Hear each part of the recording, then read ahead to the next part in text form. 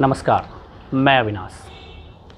पिछले कुछ दिनों से जब पेपर पढ़ता हूँ, न्यूज़ देखता हूँ तो दो तरह की विचारधाराएं बटी हुई नज़र आती है भगवान श्री राम को लेकर के, रामायण को लेकर के। एक विचारधारा कहती है कि मैं इसे मानता हूँ और पूरी श्रद्धा और विश्वास के साथ मानता हूँ, और दूसरी विचारधारा कहती है मैं बिल्कुल भी नहीं मानता।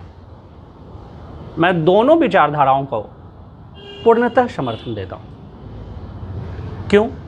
क्योंकि सबकी अपनी अपनी राय रखने के संपूर्ण आज़ादी है। लेकिन एक छोटा सा सवाल उठता है कि क्या वैसे लोग जो कहते हैं मैं रामायण को बिल्कुल भी नहीं मानता, मैं भगवान श्री राम को बिल्कुल भी नहीं मानता, उनका पूरा चारित्रिक चित्रण काल्पनिक है?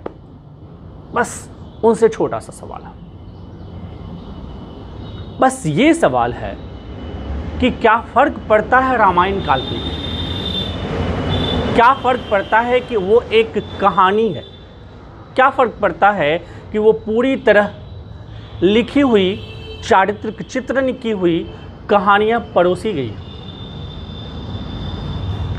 सिर्फ ये सोचने की चीज़ है, जब हम कोई मूवीज़ देखते हैं, सिनेमा देखते हैं, उसके थॉट्स हमें अच्छे लगते हैं तो उस थॉट को, उस कोटेशन को कोट करते हैं हम बार बार और पब्लिकली कोट करते हैं। क्यों?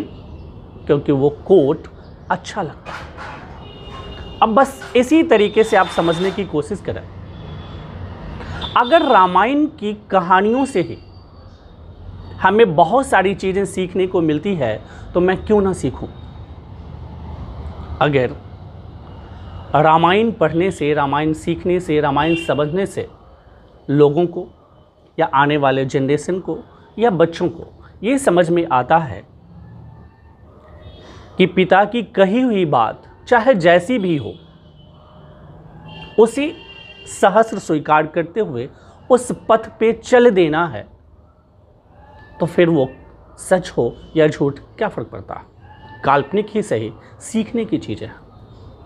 अगर रामायण ये मैसेज देता है कि भ्रातृ प्रेम सबसे बड़ा प्रेम है, भगवान श्री राम के साथ लक्ष्मण का प्रेम और भरत शत्रुघ्न का प्रेम जग जाहिर है, तो फिर रामायण क्यों नहीं पढ़ी जाए, क्यों नहीं सीखी जाए?